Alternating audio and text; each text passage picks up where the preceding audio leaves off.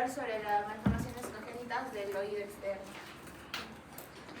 Bueno, las malformaciones a nivel de lo que es el oído externo se van a surgir en etapas tempranas y se van a definir a lo que es la 10ª semana. Y existe esta clasificación de Tanzer de 1977 que nos habla un poco de ellas, donde nos habla que el tipo 1 va a ser lo que es la anopia, que es la ausencia completa de las estructuras del pabellón auricular. El tipo 2 vendría a ser una hipoplasia completa, denominada como microtia, que esta puede estar acompañada con o atresia de lo que es el conducto auditivo externo. El tipo 3 vendría a ser la hipoplasia del tercio medio del pabellón auricular, y el tipo 4 sería la hipoplasia del tercio superior del pabellón auricular, que esta puede ser tanto oreja contraída, una criptotia o una hipoplasia de todo el lóbulo superior. Y el tipo 5 vendría a ser lo que es la oreja prominente. Empezando con lo que es la microtia, como hemos mencionado, esta va a ser un crecimiento incompleto del pabellón auricular, y si esta va a ser ausente completamente se va a denominar como anopia. Se denomina que esta va a ser unilateral cuando la diferencia entre ambas pabellones auriculares va a ser más del 10% en tamaño, y va a ser bilateral si esto va a tener más de 2 desviaciones estándares según a lo que es la medición media del tamaño del pabellón auricular. Existe también lo que es el sistema de Marx, que nos habla de 3 tipos, donde el tipo 1 va a ser una oreja que va a estar bien formada, pero va a disminuir de tamaño.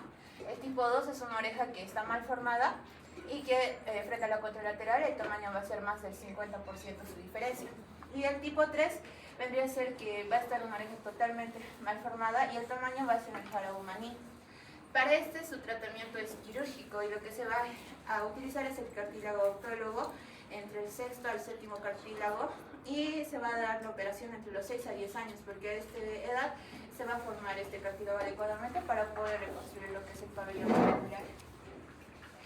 Otras malformaciones asociadas al pabellón auricular vendría a ser la oreja constreñida. Esta va a estar asociada a que va a haber una hipoplasia a nivel del tercio superior de la oreja, y puede estar relacionada con doblamiento que va a comprometer lo que es el helix, una protrusión que genera proyección del cuello superior, y también disminución de tamaño y en raras ocasiones una implantación baja de la oreja contralateral.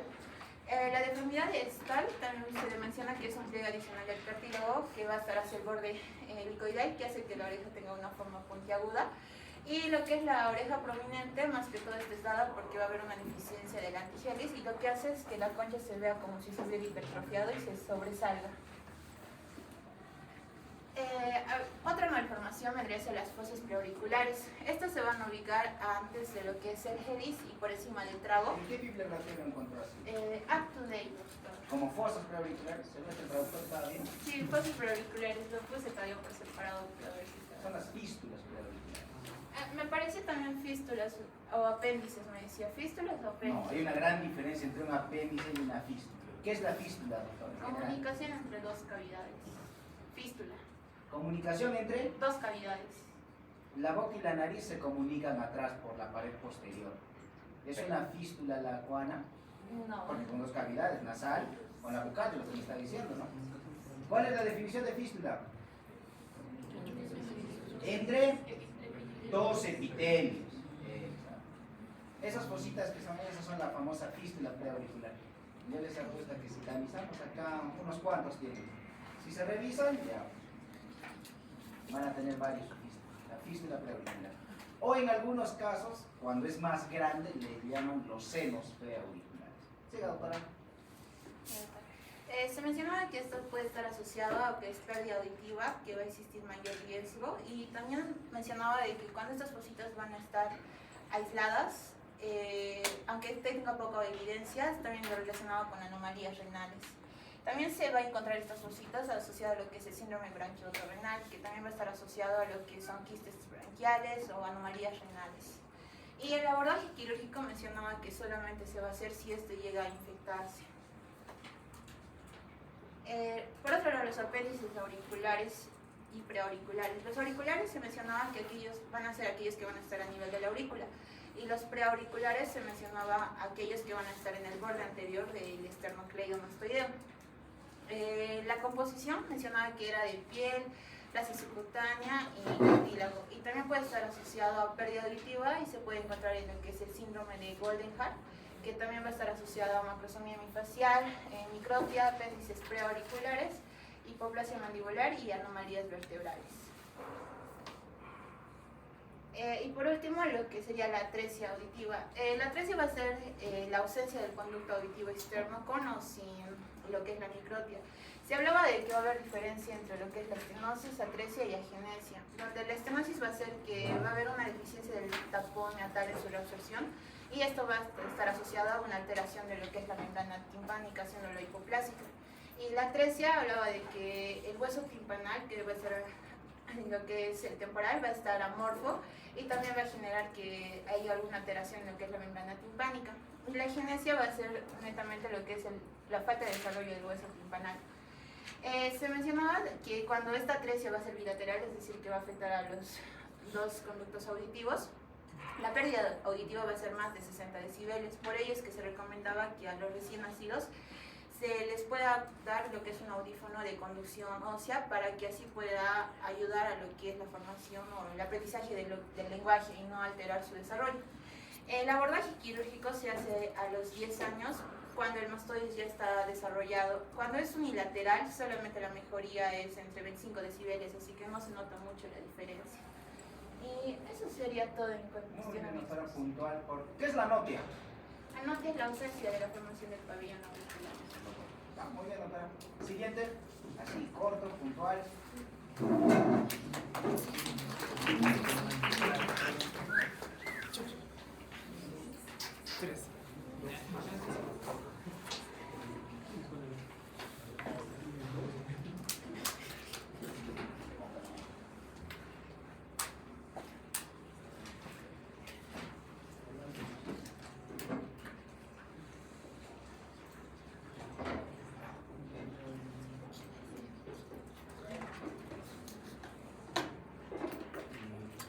Continuando con la exposición, ahora vamos a hablar de lo que vendría a ser la enfermedad de Meniere, que principalmente, como podemos ver en la imagen, a modo de introducción, esto se va a deber a un acúmulo, ¿no?, de lo que vendría a ser un aumento de presión de nivel en la endolinfa, lo cual va a provocar una alteración, ¿no?, en lo que vendría a ser el sistema vestíbulo-coclear y va a tener una tríada clásica que la vamos a ver más adelante.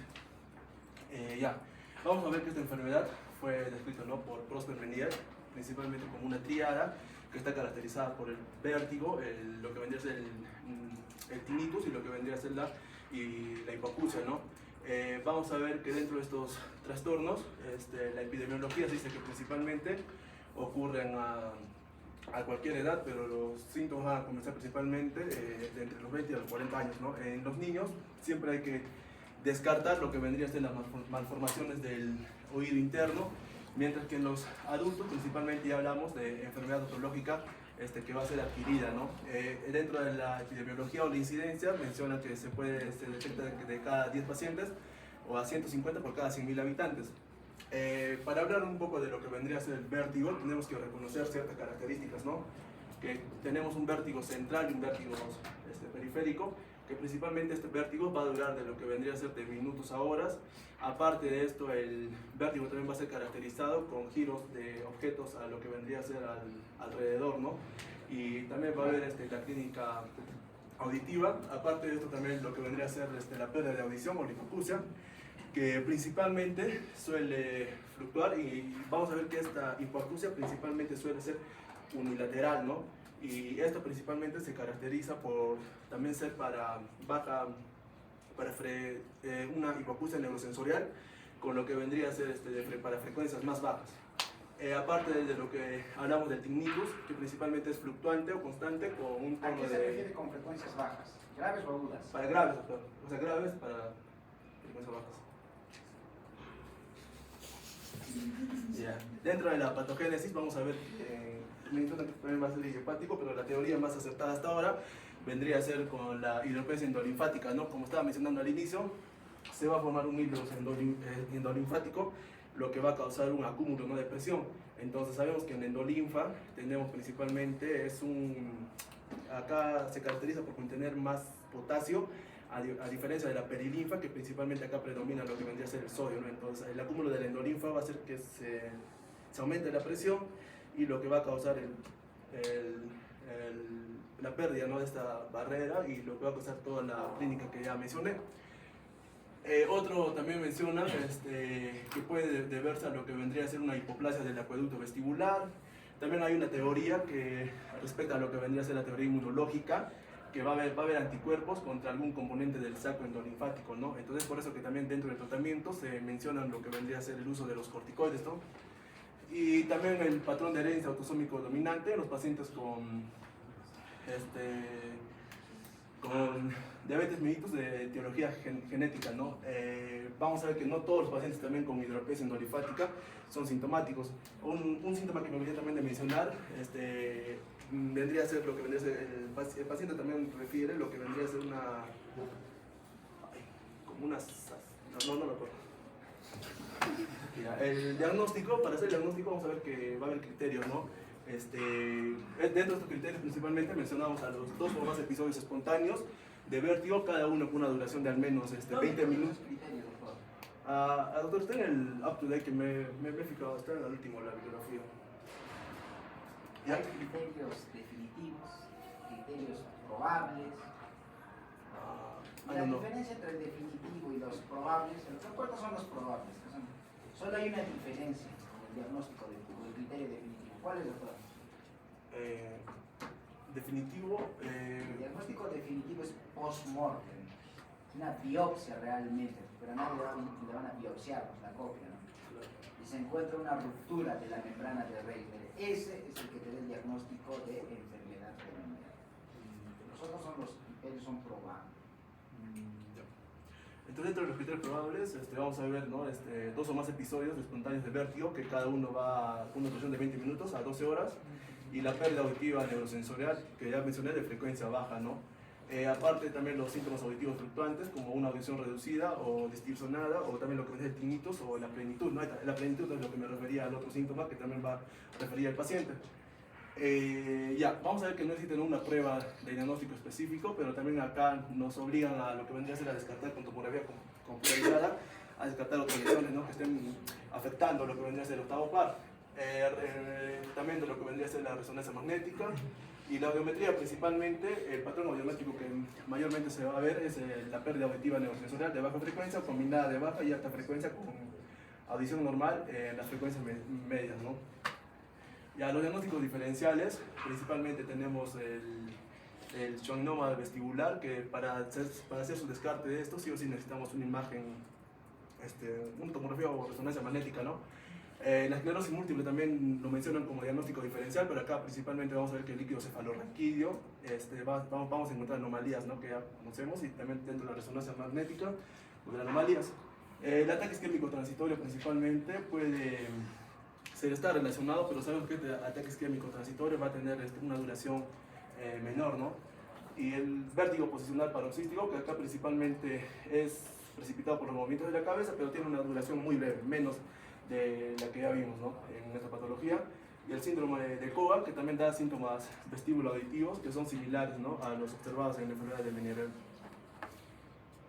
El tratamiento principalmente, tenemos que mejorar o aliviar los síntomas y no corrige la fisiopatología normal subyacente, ¿no? Como ya mencioné, cuando va a haber el acúmulo de lo que vendría a ser del endolinfa, también se prefiere lo que vendría a ser el uso de diuréticos, ¿no? Para tratar de eliminar ese acúmulo. Y dentro de los cambios de estilos de vida, mencionamos ya la disminución del consumo de sal. Como sabemos, donde va el sal va a jalar, ¿no? Lo que vendría a ser mayor contenido de agua, después cafeína, alcohol, nicotina, estrés, glutamato monosódico y alergias, ¿no? Y principalmente estos son los principales cambios de datos de vida. Y para el tratamiento principalmente utilizamos la betahistidina, que esta principalmente es el medicamento de elección, ¿no? Uno de los beneficios es que no requiere un control de efectos metabólicos, ¿no? Porque no se incluye para ver la presión arterial, función renal o electrolitos. Y principalmente se hace en vía oral de 8 a 16 miligramos, y los diuréticos que, como está mencionando más antes, la hidroclortiazida 25 miligramos, la furosemida también se puede usar 20 miligramos, y la acetazolamida de 250 a 500 miligramos.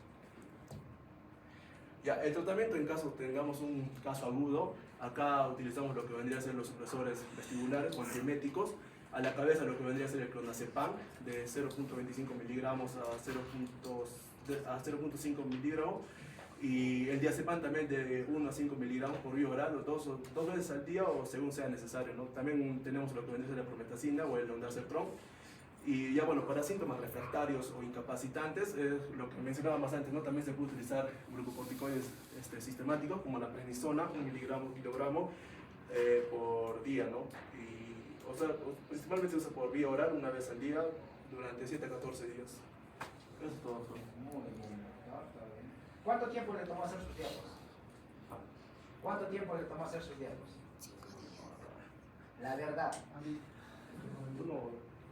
Es que, doctor, disculpe, yo pensé que iba a poner patologías del oído medio y ya tenía todas mis diapositivas y después escuché bien el audio y era esta patología y fue ¿Cuánto tiempo le tomó hacer sus diapos? A ver, Por última vez, con la verdad. Es estudiante de medicina, no debe mentir. En teoría, ¿no? En teoría. Somos los más mentirosos.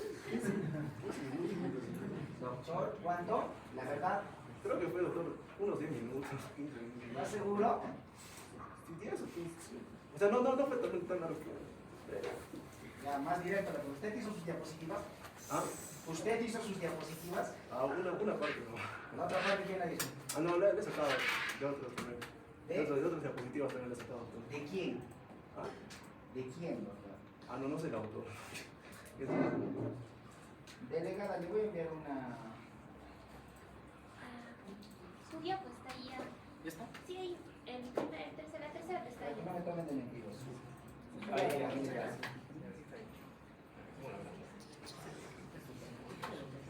¿Es igual o no es igual, doctora, a la exposición?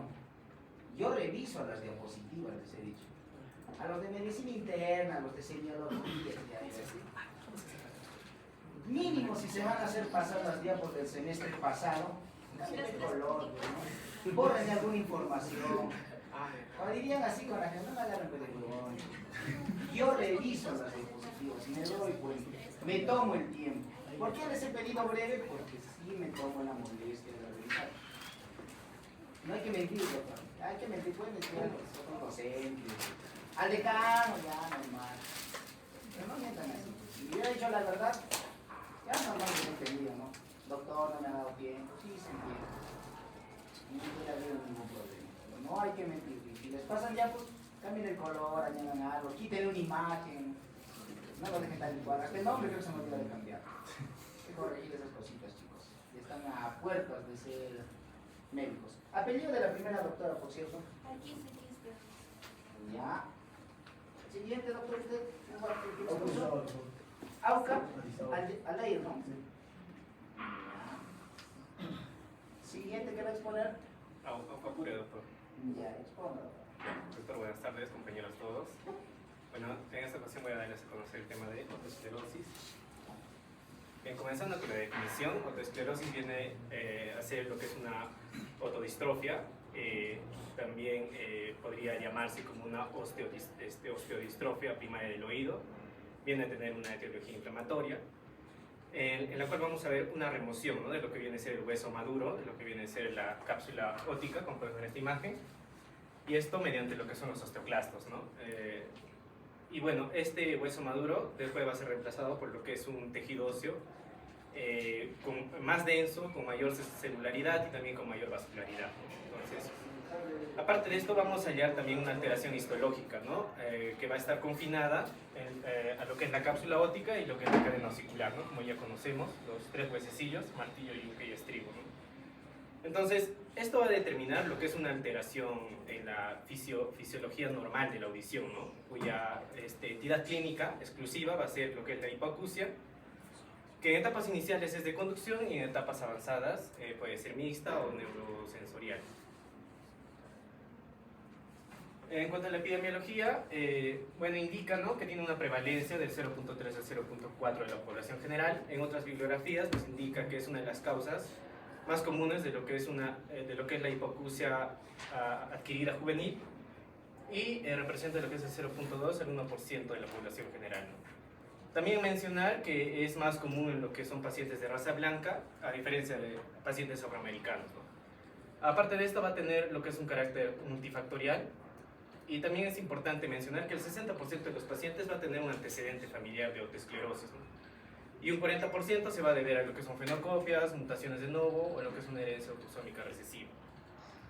Por otro lado, como vemos en este cuadro, es más frecuente también en las mujeres en relación a los varones, que va de 2 a 1, ¿no? Como ya mencioné anteriormente, la hipoacusia es la manifestación exclusiva y esta se va a presentar desde los 15 años hasta los 45 años, ¿no? Va a tener una media de 33 años y esta puede ser unilateral o bilateral, ¿no?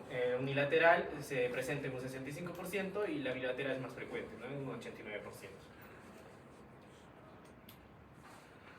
Aquí tenemos las fases de desarrollo histológico de la enfermedad, comenzando por la fase de otoespongiosis, o llamada también la fase inicial, llamada también la fase de hiperplasia reactiva.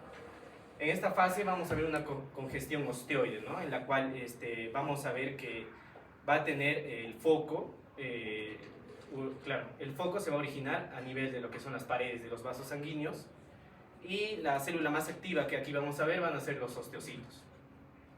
Y también eventualmente vamos a ver este signo, que lo podemos apreciar acá, el signo de Schwarze, el cual va a ser una mancha rosada, ¿no? Que es visible detrás, ¿no? de las membranas timpánicas, como podemos ver acá, y nos va a indicar un foco de otoesclerosis activa, ¿no? También se puede denominar como una hipervascularización del promontorio. Después tenemos la fase de transición, la cual también es llamada la fase de reabsorción ósea, en la cual aquí ya también las células más activas que vamos a encontrar son los osteoclastos, los cuales van a producir una resorción ósea, ¿no? Desde el foco de origen y a sus alrededores. Y van a dar, pues, van a dar al hueso un aspecto de esponja. Y finalmente la fase de otoesclerosis, que es también llamada fase tardía, en la cual bueno, las partes donde se ha dado la resorción ósea se va a reemplazar en un primer momento con tejido conjuntivo y posteriormente con tejido óseo, ¿no? El cual va a ser un hueso ya más irregular, un hueso denso, un hueso más esclerótico. Bien, en la clasificación tenemos la otoesclerosis fenestral y la otoesclerosis retrofenestral. En lo que es la otoesclerosis fenestral, esta va a ser la entidad más común, que se va a presentar en un 85% de todos los casos. Y el lugar anatómico, ¿no? Donde se sitúa... Doctor, 3 minutos. Donde se presenta más es en la fístula antefenestral. También se puede presentar en estos lugares anatómicos, como es el promontorio, porción timpánico, ventana redonda. Y para poder, tenemos un sistema, ¿no? De graduación para poder describir la extensión y ubicación, ¿no? Como podemos ver acá. Y aquí también podemos ver, ¿no? Por ejemplo, por mencionar, ¿no? Cuando es normal podemos verla así. Cuando es de grado 1 podemos ver acá, ¿no? Que es el compromiso fenestral. El grado 3 ya es más difuso, ¿no? O es más general, el compromiso coclear. Y el retrofenestral, esta es poco común. Y los lugares anatómicos donde va a afectar es el vestíbulo, canales semicirculares, el conducto auditivo interno. El signo que acá exclusivamente se encuentra es este signo de doble anillo, como podemos ver acá, que es una banda radiolúcida, ¿no? que se ubica en el seno de la cápsula coclear, ¿no? Como podemos ver, de la cápsula óptica, en el seno de la cápsula. El diagnóstico es clínico, la hipoacusia, ¿no? Es la manifestación por el cual los pacientes habitualmente llegan a consulta, ¿no? Estos otros síntomas que también se pueden asociar, como es el acúfeno, algiacusia, inestabilidad o mareo, ¿no? En los laboratorios tenemos estas pruebas, como es audiometría, logoaudiometría, timpanometría y lo que es la impedanciometría. ¿Qué sale en la audiometría? Vamos a tener una pérdida de audición que va a ser por debajo de los... hay un sistema, ¿no? De clasificación que es de 20 para arriba es normal, pero de 20 para abajo ya empieza a darnos como sintomatología de pérdida de audición. Pero en otoesclerosis hay una particularidad. Se da la famosa cortadura de caja, una caída más o menos en las frecuencias 2000. Ojo, cortadura de caja, otoesclerosis.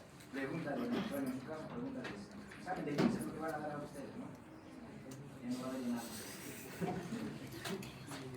La descortadura de caja. No es patognomónico, pero es teóricamente se pone pues, como signo patrimónico en los libros, pero en la práctica muy poco ver.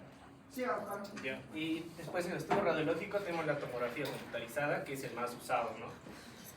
La densiometría también, que en realidad también es una tomografía computarizada que se va a tomar en los planos axial y coronal de lo que es el hueso temporal, esto para medir la densidad de lo que es la cara lateral laberíntica, ¿no? Aquí algo importante que mencionar es que cuando esta lectura está por debajo de los 800 unidades Hounsfield, va a sugerir una otoespongiosis, y cuando está por encima de los 2000 unidades Hounsfield es indicativo de otoesclerosis.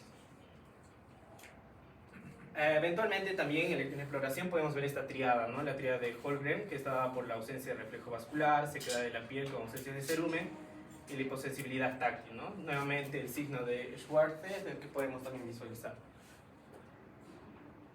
Aquí podemos ver un cuadro, ¿no? En el que resalta algunos puntos de interés que se tienen que dar en el informe radiológico, ¿no? Por mencionar, por ejemplo, ¿no? El estado de la ventana oval y redonda, cobertura ósea del bulbo yugular, si hay una enfermedad concomitante o si hay una enfermedad a nivel de oído interno.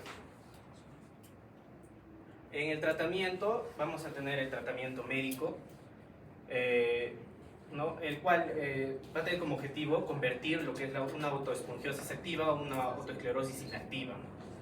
Ahora, los auxiliares auditivos es una opción terapéutica, sobre todo para aquellos pacientes donde no son aptos para cirugía, el medicamento no da resultados y hay una hipoacusia significativa.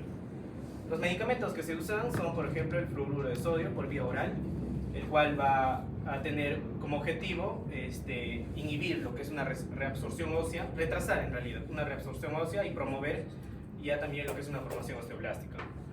La dosis es de 20 miligramos a 30 miligramos, 2 veces al día, y aparte de esto también se puede incluir otros medicamentos, ¿no? Como es el gluconato sódico, de igual manera 2 veces al día, y también un comprimido vitamínico, ¿no? En este caso, la vitamina D, 400 miligramos, ¿no?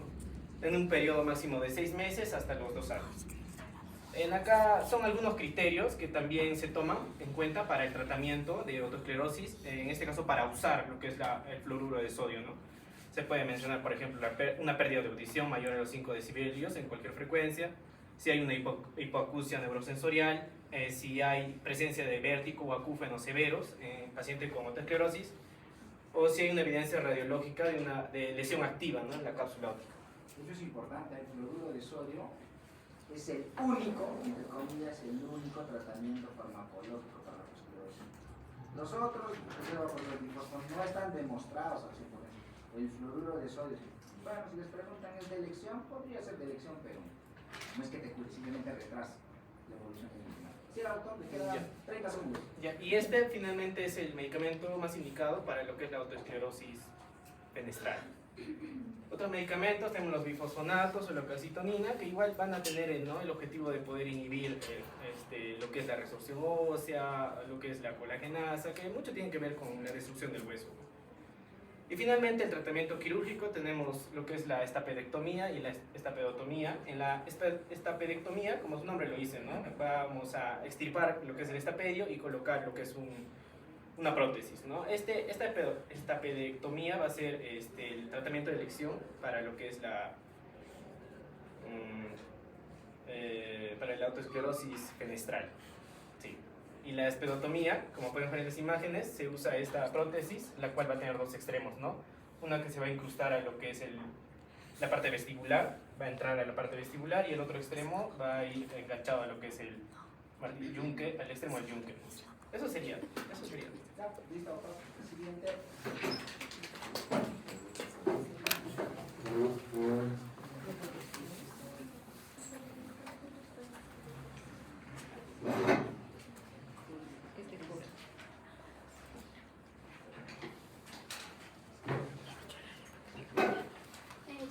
Buenas tardes, doctor, compañeros todos. El día de hoy les voy a presentar lo que es el colesteatoma. Bien, vamos a empezar a definirlo. Pues este va a ser un pseudotumor de tipo quístico benigno que va a resultar o se va a originar por un crecimiento anormal o aberrante de lo que son el epitelio escamoso queratinizante. En palabras mucho más comprensibles, podemos decir que existe piel en un lugar equivocado, donde no debería existir. ¿Dónde se ubica?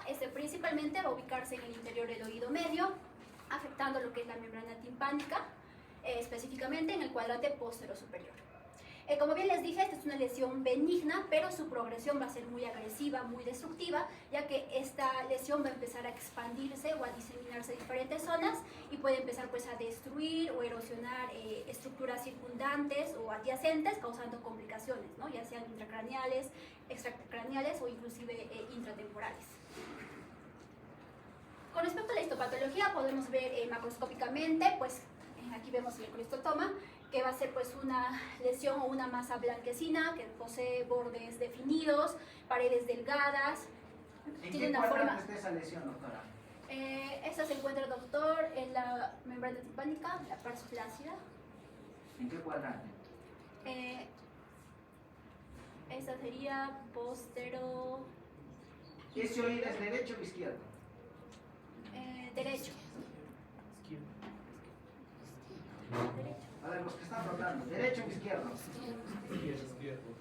¿Qué? Los que están rotando, ¿derecho o izquierdo?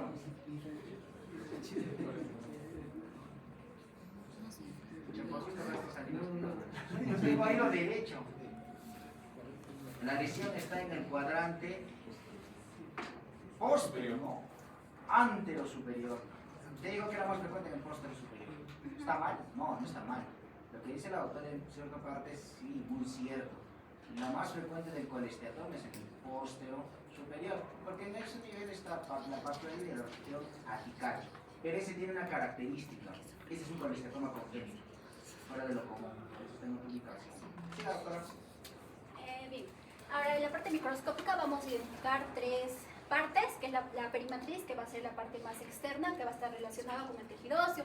Lo más importante aquí es que estas van a originar lo que son las enzimas proteolíticas, que van a empezar pues a erosionar o a destruir lo que son la cadena osicular, ¿no? Empezando por el yunque y posteriormente el martillo. La matriz pues va a servir de sostén para el contenido quístico, y aquí lo más importante va a ser el contenido quístico propiamente dicho, que va a estar formado por restos de queratina acelulares, junto con material sebáceo y también lo que son supurativos. En pocas palabras, ¿qué es el colesteatoma? El colesteatoma va a ser piel en un lugar que no debería de estar. Piel en oído medio. Uy, Piel en oído ahí medio. vienen todas las derivaciones. Epitelio poliestratificado, plano queratinizado, no, es piel directamente. Piel en oído medio. Eso quiere decir, ¿puede haber un colesteatoma de conducto auditivo externo? Doctora. Sí, doctor. Por supuesto. Simplemente porque el crecimiento comienza a destruir las paredes. Muy bien, doctora. Siga. Bien, con respecto a la epidemiología vamos a ver que esta es una entidad poco frecuente, tiene una incidencia variable, afecta pues a pediátricos, la edad promedio es 9-10 años, en estos es mucho más agresivo porque hay mayor expansión, también puede afectar a pacientes adultos menores de 50 años, tiene un predominio en pacientes masculinos en relación a mujeres, ¿no? De 1.4 a 1, y también es más común en la raza blanca. Con respecto a los agentes microbiológicos, ya que el colesteatoma puede infectarse, pues tenemos frecuentemente lo que es el Pseudomonas aeruginosa y el Staphylococcus aureus, ¿no? Que van a formar un 50% de los causantes. Bien, con respecto a la clasificación, vamos a ver, tenemos el congénito y el adquirido. En el caso del congénito, pues va a derivar de un origen embriológico, es decir, el paciente nace con estas células y en un determinado tiempo estas van a empezar a crecer. Es mucho más específico de los niños, vamos a ver que predominan los varones, y se dice que es asintomático al inicio, ya que va a empezar a crecer poco a poco, ¿no? Hasta que va a llegar a existir pues una destrucción o una erosión de los huesecillos, ya causando la clínica. Algo característico de este va a ser los criterios de Levenson, que bueno, solo para mencionar, pues dentro de los criterios va a estar que existe una masa blanquecina medial en la membrana timpánica, la pars flácida y la pars tensa van a estar íntegras, intactas, no va a existir antecedente de otorrea, tampoco perforación, tampoco de alguna cirugía previa, y cuando existe un antecedente de otitis media aguda, esta no va a ser criterio de exclusión, ¿no? Esos son los criterios de Levenson. Ahora, con respecto al adquirido, que va a ser los más frecuentes, más del 90%, pues va a ser por diferentes cambios patológicos, ¿no? O alteraciones. Aquí tenemos al primario y al secundario. En el caso del primario vamos a ver que en este no va a existir una historia previa de una perforación de la membrana timpánica. Y aquí podemos ver la teoría de la bolsa de retracción. Existen muchas más teorías, pero esta teoría es la más acertada o la más aceptada. ¿En qué consiste esta teoría? Bueno, de forma sencilla vemos de que la cavidad o el oído medio tiene que estar ventilado. ¿Gracias a quién? A la trompa de Eustaquio. Entonces, cuando va a existir una disfunción de esta trompa de Eustaquio, no va a haber pues esta necesaria aireación de esta cavidad, por ende va a existir una retracción de esta cavidad timpánica, trayendo o succionando consigo las células epiteliales y formando así pues esta bolsa de retracción, ¿no? Ahora, tenemos lo que es la secundario, que en este sí vamos a encontrar un antecedente previo de una perforación de la membrana timpánica, infección, traumatismos o cirugía previa. Bien, ahora con respecto a la clínica vamos a ver que lo más frecuente y lo más importante pues va a ser la otorrea y la hipoacusia. En el caso de la otorrea vamos a ver pues que va a ser una supuración, puede ser blanquecino o amarillento, puede ser constante o intermitente, y lo más característico es que posee un olor muy fétido, un olor a podrido que pues va a ser muy característico de los agentes microbiológicos, ¿no? Sobre todo del Pseudomonas. También vamos a ver de que en el caso de la hipoacusia, va a ser de inicio conductiva, que significa que cuando va a existir pues esta expansión del colesteatoma y va a empezar a erosionar las estructuras óseas, es decir, los huesecillos, no va a existir una correcta transmisión o conducción del sonido. Por ende se va a dar esta hipoacusia conductiva. Posteriormente, si este colesteatoma empieza a expandir, se empieza a crecer, a evolucionar, a hacerse más crónico, puede incluso llegar a invadir todo el espacio del oído medio y llegar al oído interno. Es ahí donde puede darse la hipoacusia sensorial, ¿no? Que ya va a existir complicaciones laberínticas, porque va a haber una muerte de las células ciliares. Doctora, dijo algo muy importante. ¿Qué pasa si erosiona la cadena osicular? Si erosiona por completo. Claro, comienza a erosionar. Dijo que causa baja de audición, ¿no? Sí, doctor. ¿Qué pasa si el tumor crece, erosiona y ocupa todo el espacio de la cadena osicular? Yo después opero al paciente y le saco ese tumor. ¿Mejora o empeora la audición? Doctor, bueno, leí que por ejemplo si existe una erosión de esos huesecillos, podemos hacer una reconstrucción de estos huesecillos y puede mejorar la hipoacusia. Ya, pero si no le hacemos nada, la audición empeora. Por una razón, el colesteatoma hace un efecto de masa, como que reemplaza la cadena osicular. Tú retiras ese tumor y el paciente después de la cirugía no escucho más, lo escucho peor, doctor, por una simple razón. La cirugía del colesteatoma, su meta no es la recuperación auditiva, es que disminuya los procesos de infección repetitivos que van a tener y el daño neurosensorial. Ese es el objetivo real de la cirugía del colesteatoma. Falso que por operar te vas a recuperar, puede ser, pero no es el objetivo. ¿Okay? Eso tiene que tener claro. Sí, doctora, 2 minutos. Bueno, tenemos otros menos frecuentes, que sería el vértigo, en el caso que exista pues, afectación del laberinto, el tinnitus, debilidad de los músculos faciales y otalgia, ¿no? Que es menos frecuente. Bien, con respecto al diagnóstico, este es clínico, tenemos que iniciar pues, con una historia clínica completa, un examen físico minucioso. Y lo más importante aquí es la microtoscopía, que nos va a permitir ver si existe una perforación de la membrana timpánica, ya sea en la parte de la parte flácida, que es la más débil, la parte tensa o incluso toda la membrana timpánica. Asimismo, en el caso que tengamos una duda o no llegamos a una conclusión diagnóstica, podemos recurrir a la imagenología. Aquí tenemos la tomografía y la resonancia. La tomografía, lo más importante es que nos va a permitir plantear una intervención quirúrgica, ¿no? Y en el caso de la resonancia magnética, nos va a permitir ver a qué nivel está el colesteatoma o inclusive puede estar llegando a la cavidad endocraniana. Asimismo, nos va a permitir un seguimiento y un control postquirúrgico, ¿no? Ya sea entre 1 a 2 años. Con respecto al tratamiento, vamos a ver que el tratamiento definitivo del colesteatoma es quirúrgico. Tenemos aquí a la timpanomastoidectomía, que puede ser cerrada o abierta. ¿Cuál es la diferencia? La cerrada va a conservar o va a preservar lo que es la pared posterior del canal auditivo externo, mientras que la abierta se va a quitar o vamos a sacar esta pared posterior del canal auditivo externo. Por lo tanto, va a quedar una sola hendidura, ¿no? Una sola cavidad que va a estar formada pues, por la mastoides, por el oído medio y por el conducto auditivo externo, ¿no? Asimismo, vamos a ver como desventajas de la cirugía cerrada, que estas va a poseer tasas altas de recurrencia, de recidiva. ¿Por qué? Porque una vez que nosotros hagamos la intervención quirúrgica, muchas veces puede quedar restos de piel y esto puede volver a crecer, ¿no? Entonces necesita un seguimiento a largo plazo. En cambio, la abierta tiene tasas bajas de recidiva, pero en este caso pues nosotros vamos a tener un mejor control, ya que tenemos una cavidad abierta, ¿no? Un mejor seguimiento, mucho más directo cuando el paciente venga a consulta. Pero lo desventajoso es de que pues requiere limpieza mastoidea de por vida, además de que al sacar o al quitar esta pared posterior, la hipoacusia va a ser mucho mayor que la cerrada. Bueno, eso sería todo. Muy Muchas bien, gracias. doctora. ¿Quiere ganar, por favor, respeto a las claras para empezar? Envíen las diapositivas. Sí, ya está viendo. Sí, perfecto. Vamos a tratar de avanzar el día dos temas. Hacemos patología de oído externo y otitis media aguda. Ojalá que nos dé tiempo.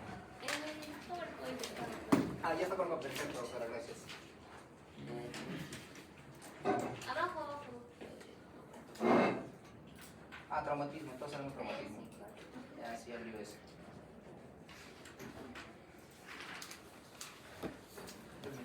Ya. Vamos a hablar patología de oído externo. ¿Ok? Lo primero, cerumen impactado. ¿Qué es el cerumen impactado? Por definición, el cerumen impactado no es que tú veas cerita, no hay una cantidad exacta, un porcentaje exacto.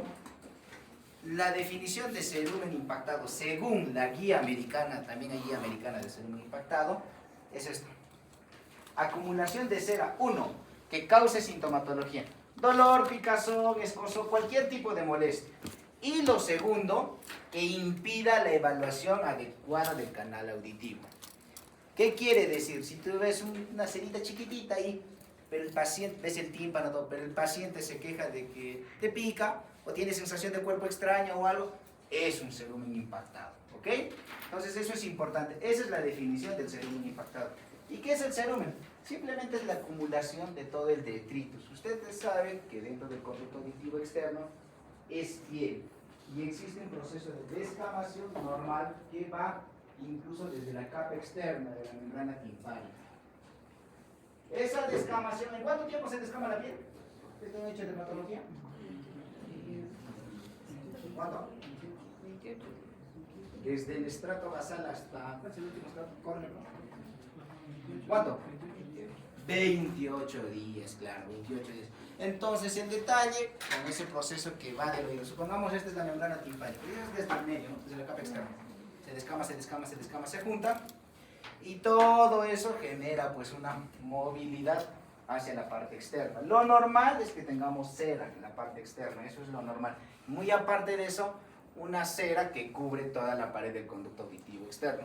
Cuando se altera ese proceso de migración normal, genera que el cerumen impactado se comunique, pues esté ahí, impactado en el tímpano, metido por alguna razón. Normalmente es la manipulación. ¿Por qué? Las glándulas apócrinas, ceruminosas, están más en el tercio distal, incluso en la mitad posterior. Entonces, si de acá para acá se produce el cerumen por mis glándulas, ¿qué hace el cerumen acá? Al lado del tímpano. ¿Cómo llegó ahí? ¿Magia? Manipulación. Ahora, en la vida diaria, ¿quién te toca el oído? Uno mismo, ¿no? Claro. Otro ejemplo más práctico. ¿Por qué los niños no tienen cerumen impactado y por qué los adultos sí? Manipulación. El niño no se manipula. El papá o la mamá es el que le manipula, el que manipula. Pero en el caso del adulto es el que está... Entonces la causa del cerumen impactado es principalmente manipulación. Pero siempre va el paciente, pero doctor, yo nunca me he tocado el oído, nunca. Sí, también en casos de desórdenes glandulares, porque saben que hay glándulas, tiene que ver con el estado de hidratación, el tipo de piel, seca, el clima, muchos factores, sí. Paciente que cada 3 meses se llena, ¿no? Ahora, dentro de la guía, no vamos a hablar toda la guía, lo puntual.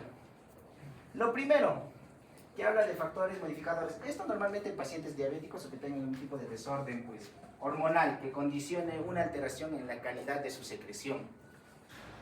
Esto es muy importante. Si el paciente no tiene molestia, es una premisa, ¿no? Que de repente lo más. Si el paciente no tiene molestia, no lo toques. Eso también es cierto. Salvo tenga alguna condición subyacente que sí sea necesario. Y habla también de esto. Agentes cerumenolíticos. La irrigación, que realmente es el método de elección para el lavado de oídos para la limpieza. Y la remoción manual. Vamos a hablar en cuanto a los cerumenolíticos. Aquí está una lista de la guía americana. ¿Qué es lo que tienes que usar?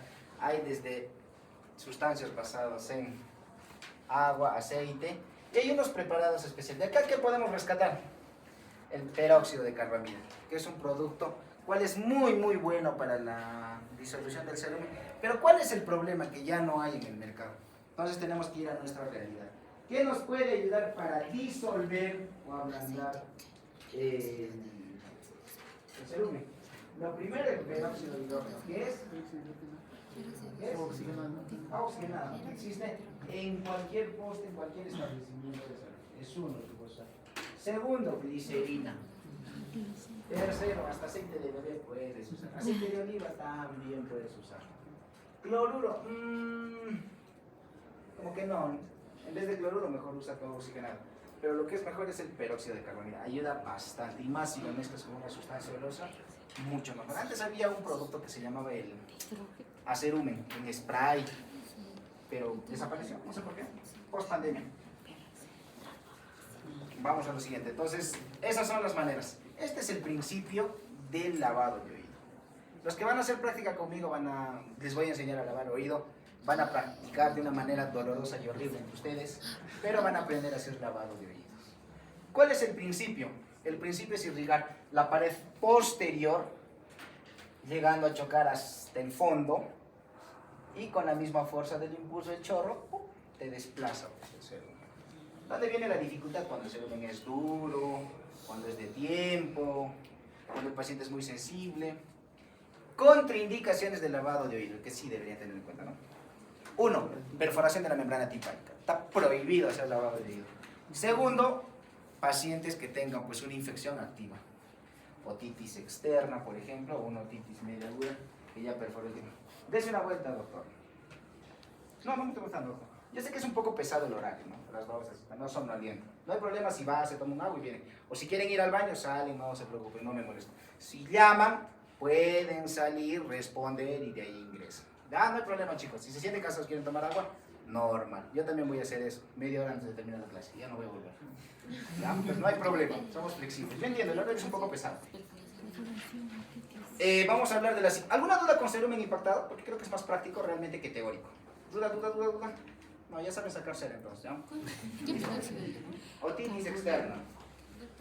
La otitis externa, la definición, pues es la inflamación del conducto auditivo externo. ¿Qué quiere decir? ¿Que el tímpano se va a afectar o no se va a afectar? Sí, sí. ¿Sí o no? Sí.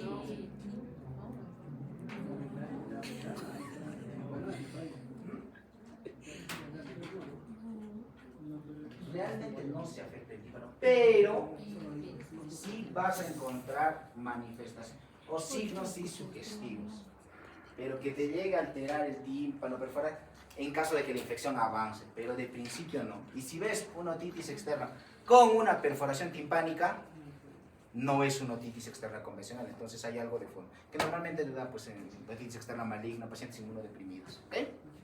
Ya. Hay dos tipos de otitis externa. Una es la otitis externa diseminada, que compromete todo el conducto auditivo externo, la totalidad. Aquí hay hueso y aquí hay piel. Ese compromiso de la piel es la otitis externa diseminada en todo el conducto. Dentro de eso, la sintomatología también es propia de esa misma extensión. ¿Cómo cuáles? Si se inflama todo el conducto, un signo de inflamación, ¿cuál es? Dolor. Signo de trago, es esto, no esto. Trago. ¿Ya? Pero hay un trago más sensibilizado. Cuando hagan otoscopía, ustedes introducen el otoscopio, porque es bien inespecífico. Tú tocas al paciente como que puede, como que no puede, y te queda la duda. Entras con el otoscopio, y normalmente cuando entres con el otoscopio en una otitis externa que ya tiene 2 o 3 días, no vas a ver el tímpano, no busques el tímpano. Lo único que vas a ver son las paredes colapsadas del oído. Entonces, ¿qué tienes que hacer? Si ves ahí un hinchazón, entras con tu otoscopio y empujas ese hinchazón. Y cuando es una otitis externa, el dolor es insoportable. O sea, el paciente mismo se va a alejar. ¿No? Entonces, ya, eso te dice un signo del trago más sensibilizado. Entonces, realmente es una otitis externa. ¿Ok? Y hay otra, que es la otitis externa localizada, que afecta acá. Realmente la otitis externa localizada viene a ser una foliculitis. En pocas palabras, es un grano dentro del oído. Entonces sí, te da dolor, pero no te limita la visibilidad del tímpano, no te estenosa el conducto, pero sí causa dolor, ¿no? ¿Por qué es importante eso? Por el tipo de germen que afecta. El conducto auditivo externo tiene normalmente estos gérmenes, ¿ya? Como cualquier otra parte del cuerpo, normalmente en la parte cutánea, ¿no? A la cabeza está Staphylococcus epidermidis. Y miren acá, Pseudomonas y Staphylococcus aureus, ¿no? Eso es en la piel normal. Pero miren lo que pasa cuando se infecta. ¿Quiénes están a la cabeza? Pseudomonas y Estafilococo. La otitis externa diseminada, el principal germen causante viene a ser Pseudomonas aeruginosa. En el caso de la otitis externa localizada, viene a ser Estafilococo aureus. Vuelvo a repetir. Diseminada, Pseudomonas con P, con inicio de aeruginosa. Y Estafilococo aureus para la polimorfia. Es importante, recontra importante, saber qué germen es el que causa. Porque ya van a dejar de recetar Otosambo a diestra y siniestra. ¿No? Entonces es importante. ¿Puede haber algo más? Sí. Hongos, por supuesto. Cándida y Aspergillus, que lo vamos a ver también más adelante. Entonces, esto es lo que veo al examen físico.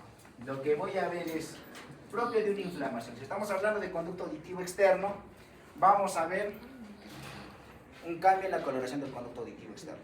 Más eritematoso, rojo. Miren, cómo las paredes se estrechan. Entonces, ¿el paciente puede tener hipoacusia? Sí, porque se cierra. Es más, tú le abres el dientes con el otoscopio, no llegas ni a visualizar el tímpano y se cierra así, completamente. Es más, puede haber hasta secreción. Eso también es importante. Y los que están haciendo la práctica, yo tengo la particularidad de cuando uso el otoscopio, no es que sea una persona despreciable, yo tiendo a siempre oler la punta del otoscopio. ¿Por qué? Porque cuando hay secreción es importante saber si hay o no hay mal olor. ¿Ah? Eso es importante. Pues no piensen mal, eso es importante. Ahora, ¿qué particularidad tiene la membrana timpánica? Miren, la membrana timpánica es bien bonita, acá no se ve, pero aquí tiene una particularidad. ¿Ven el refuerzo vascular que existe? ¿Ven? O sea, hay un refuerzo vascular. No se inflama el tímpano, simplemente hay un refuerzo vascular. Como una hiperemia, pero simplemente van a haber más vasitos de lo normal. ¿Ok? Eso me... ¿Por qué? Porque tiene una capa externa que está en continuidad con la piel del conducto. Entonces puede haber un refuerzo vascular. Pero no necesariamente, no debería haber un eritema, aumento de volumen, protrusión. No, el tímpano tiene que tener eso. ¿Ok? Pero en la gran mayoría no van a llegar a ver porque está hinchado. ¿Hay otras condiciones? Sí. Por ejemplo, así, el granito es la otitis externa localizada. El tratamiento es diferente, sí, lo vamos a ver también en cada uno, pero hay algunos pacientes que tienden a ser crónicos, y cuando hay cronicidad, ya se estenosa el conducto. ¿Eso es importante? Sí, porque es muy importante, porque los pacientes hoy en día han cambiado bastante, y ustedes más adelante van a estar frente a una generación de pacientes más informados.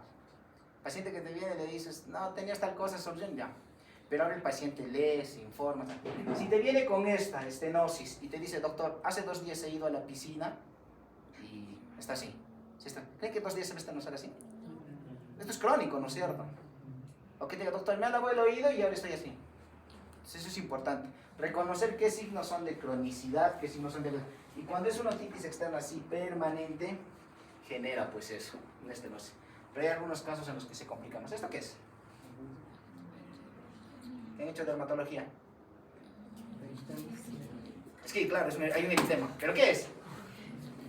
No me vacilen, ¿no? Creo que escuché. Erisipela. Hay que diferenciar. Eso no es una otitis externa. ¿Ven cómo comprometen más del plano auricular? Eso es importante. Vamos al siguiente. El hongo. ¿Han visto alguna vez han visto en la casa la fruta? Cuando llega a estar malograda, le aparece lo mismo. Ya lo mismo van a ver dentro del oído. No. Claro, como unos parchados algodonosos, algunos negruzcos. Negruzco, Aspergillus. Blanco, Cándida. ¿Es frecuente? Sí, es frecuente. Acá regular he visto más en Quillabamba y Puerto Maldonado. Tiene que ver más con las condiciones de agua, ¿no? A veces ahí tienen a bañarse en aguas estancadas, ¿no? Entonces, se contagia. Exacto. Entonces eso es importante. Otra característica viene a ser la otorrea. Hay una gran diferencia en la otorrea clínica. Si es una otorrea blanquecina, típica o amarillenta, que apesta, para que entienda más, apezuña, ya, otitis externa, apesta. Si ven esas manchas negruzcas ahí, como la primera, hongo, aspergillus. Pero si ven pus, meten su otoscopio, le sale pus y no apesta, eso es cándida. Otorrea que no huele es hongo, y normalmente es cándida, ¿ok? Porque no es normal que tengas otorrea. Listo. Esto es un esquema de tratamiento. ¿Cómo se debería tratar ese paciente? Normalmente estamos hablando de una otitis externa. El tratamiento tiene que ser, claro, con antibiótico, pero sistémico o tópico. Tópico de elección. Ya. Ah, ya. Aquí ya les han soplado ya. Entonces, estamos hablando de los gérmenes. ¿Cuál es el antibiótico? Vamos a ir desgranando cuáles son los antibióticos. Si hablamos de una otitis externa diseminada, ¿cuál dijimos que era el principal germen? Ahora, yo les pregunto, y lo que comúnmente pasa, amoxicilina con ácido clavulánico o amoxicilina, ¿me cubrirá pseudomonas? ¿Y por qué receta? Es algo muy común, ¿eh? Me duele el oído de la amoxicilina. ¿Va a servir? No va a servir. ¿Qué antibióticos me cubren pseudomonas? ¿Delegada o no? Ya, los que no están acá. C.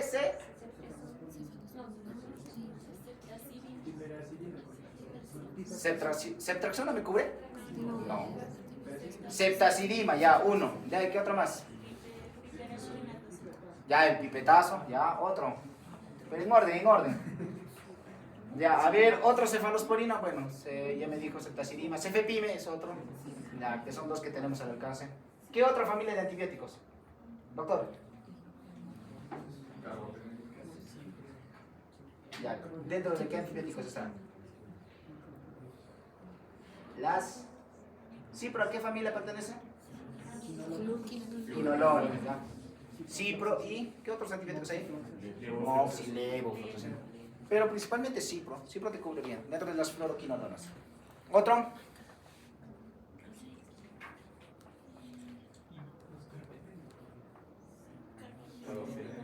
¿Un carbapenem, doctora? ¿Otro? ¿Perdón? Nah, ya. No sé que me están insultando. ¿Y otro? ¿Otro? Uno más. No, pero está Penem, ya se va el Doripenem. Todavía no tenemos eso. Creo que ya debe haber en los hospitales. Ya, otro. Ya, ¿eso qué son? Aminoglucósidos. Genta y amicacina, ya. Perfecto. ¿Qué otro más?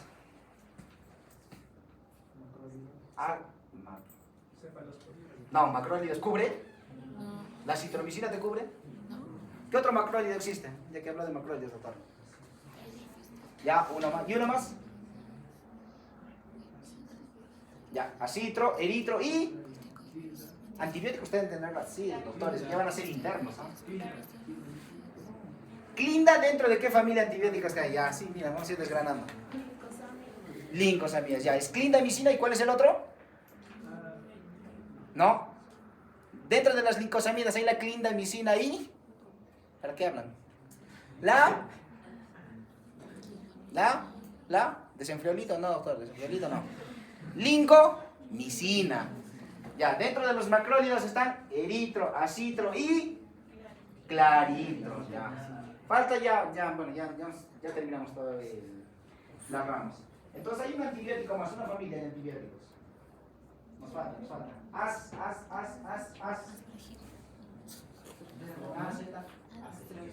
Astreona. Ya, ¿dentro de qué familia es? Ya, los monobacterianos. Ya, hasta ahí hemos cubierto todo. ¿Qué quiere decir? ¿Que le vas a dar un astreonama ahí en tu serum al paciente que te venga con eso? Gracias a la gestión de nuestro presidente Pedro Castillo, tenemos tratamiento tópico. ¿Ya? O fue con Vizcarra, no sé, pero tenemos. Estos son los antibióticos tópicos que tenemos. Normalmente, pues, cipro. en el SIDA Exotic, etc. En la guía americana ya te habla pues estas maravillas, cosa que hay que ir a nuestra realidad. ¿Qué tenemos? Siriax, Cetraxal, Tructum y el famoso Otosambón con su nueva presentación, Otosambón NF, que se pone 2 veces al día. ¿Ya? Ya la publicidad se me quedó. ¿Cuál pueden usar? Siriax Exotic es el que más podemos usar. Porque es ciprofloxacino con corticoide. Tiene buena cobertura. Ahora, si no quieres dar con corticoide, puedes optar por el Tructum, que es solamente ofloxacino. ¿No? Normalmente 4 o 5. La bibliografía dice que debes dar 3 gotas. Pero en la parte práctica dale 4 o 5 gotas, ¿no? Que a veces no cumple, ¿no? Entonces es importante. Algunas veces recomiendan 2 veces al día, pero les puedes dar 3 veces al día. ¿No? ¿El Otosambón para qué sirve? ¿Sirve? Sí, sirve. Porque tiene muchas componentes, tiene hasta neomicina, pero esta polimixina tiene. Solamente que sus dosis son bien bajas. Esto lo pueden usar para la otitis externa localizada o para disolver la cera también. ¿Ya? Pero si tienen un paciente que les está chorreando pus, empiecen con esto.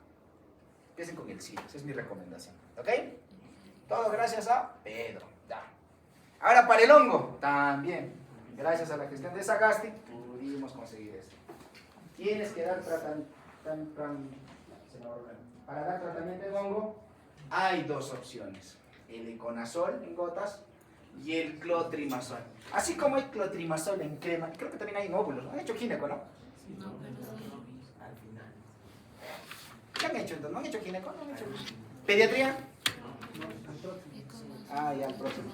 Y así como hay en óvulos en crema, hay también en gotitas. Y también hay el micolis en gotitas. Había en spray, pero desapareció. Directamente te disparabas en el oído. ¿Ok? ¿Cuál es la diferencia?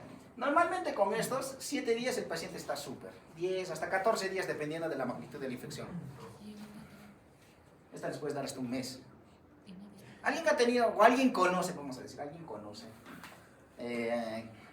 personas o familiares que tienen hongos en los pies, ¿no es cierto? ¿Ya han visto cuánto tiempo demoran en curarse? No es un tratamiento de... no basta con lavarse con su ácido bórico, ¿no? Han visto que es largo, hasta años, meses. El tratamiento para el hongo es largo. Hasta 3 meses puede prolongarse. Es importante, no basta con 7 días. Tienes que al mínimo darle 2 semanas a 3 semanas, hasta un mes, no va a haber ningún problema. ¿Ok?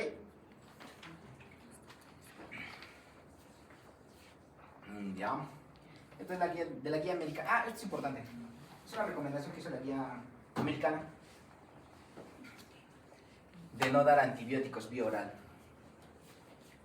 en otitis externa, siempre y cuando sea no complicado, ¿ok? Eso es importante. O sea, si te viene con pus, tranquilo, no tiene comorbilidades, no tienes por qué darle amoxicilina, que es lo que más común. ¿Puedes asociar cipro? Sí, pero lo que sí tienes que dar es su tratamiento tópico, eso es lo más importante. Vamos a pasar a otra patología que también es muy, muy importante, que es la otitis externa maligna o necrosis. ¿Alguna duda con otitis externa antes? ¿Queja, llanto, murmuración? ¿Todo claro? La otitis externa maligna o necrotizante es una condición en la cual esa otitis externa llega a penetrar incluso hasta el plano óseo, causando incluso osteomenitis, entonces compromete todo eso, que normalmente se da en pacientes que tienen comorbilidades inmunodeprimidas. A la cabeza, los diabéticos. ¿Por qué? Lo que pasa es que cuando tienen una otitis externa común y silvestre, la que todos tienen en los pacientes diabéticos, va a suceder como la cicatrización, la recuperación no es normal, una microangiopatía. Se dañan los pequeños vasos, se trombosan. Eso condiciona una necrosis. Y esa necrosis de tejido altera el pH normal del conducto auditivo externo. Altera el pH normal y favorece la proliferación de los gérmenes. Por eso que incluso para tratar hongos se da pues ácido acético. Eso me olvidé decirles. Creo que más adelante está. Entonces, en esta situación ya no puedo pensar. ¿Esto lo vas a controlar con gotas? No, no es cierto. No le vas a poner pues su clotrimazol ahí en cremita, no.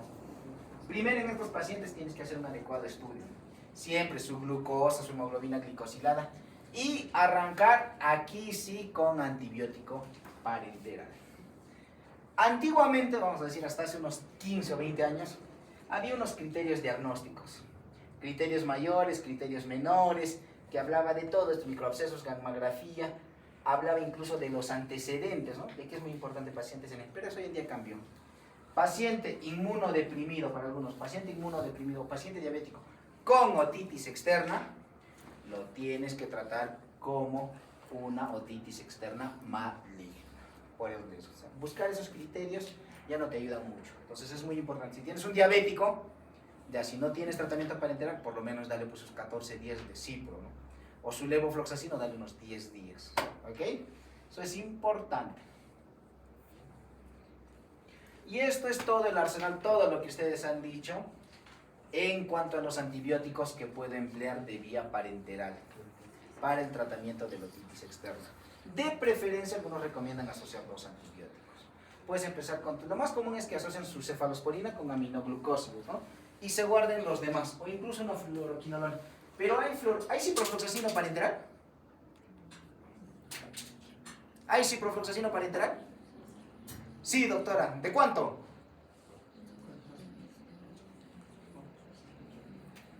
De 200. ¿No? Sí hay ciprofloxacino parenteral. ¿Hay en Perú? Sí. ¿Hay en Cusco? Sí. Solo que la dosis es 400 miligramos.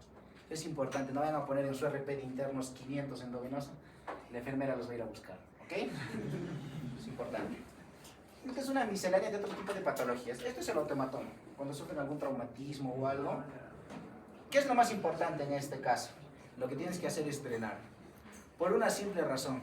El hematoma, el otohematoma o el otoseroma es la acumulación de contenido sanguinolento que se da entre el cartílago del pabellón auricular y el mucopericondrio.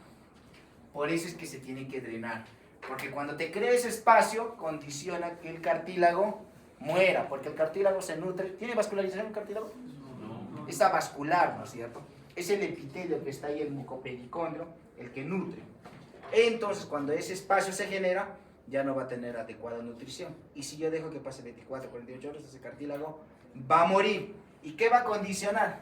¿Que se le aguante la nariz? No. Deformidad. O del boxeador que le dice, ¿no? Por eso es importante tratar. Sea hematoma o sea un seroma. Muchos dicen la incisión es en el antihélice. No, es un navajazo así con tu bisturí sin miedo. Drenas, presionas con fuerza y luego le dejas una gasa compresiva. Porque ese espacio que está así abierto, tienes que dejarlo con presión. Porque si lo dejas suelto, se va a volver a llenar. Algunos prefieren dejar esto.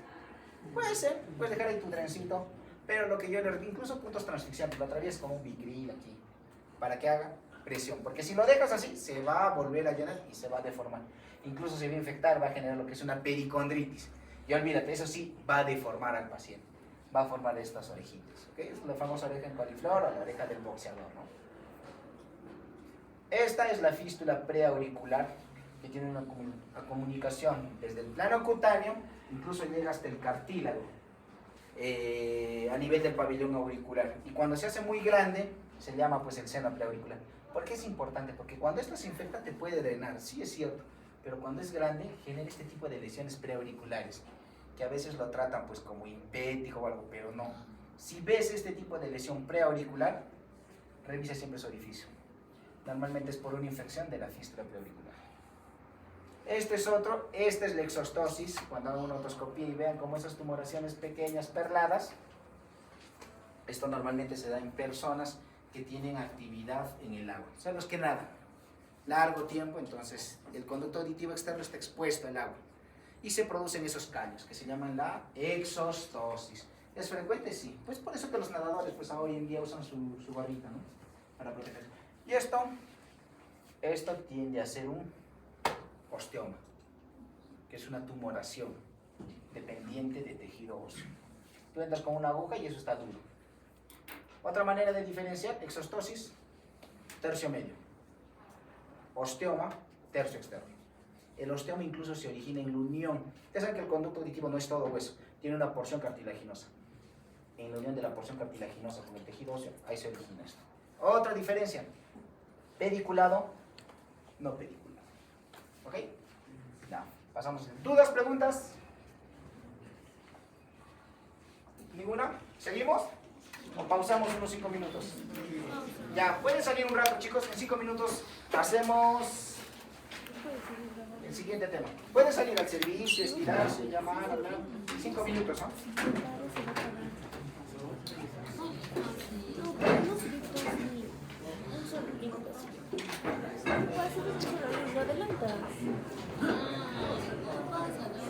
Si lo va, es que mira,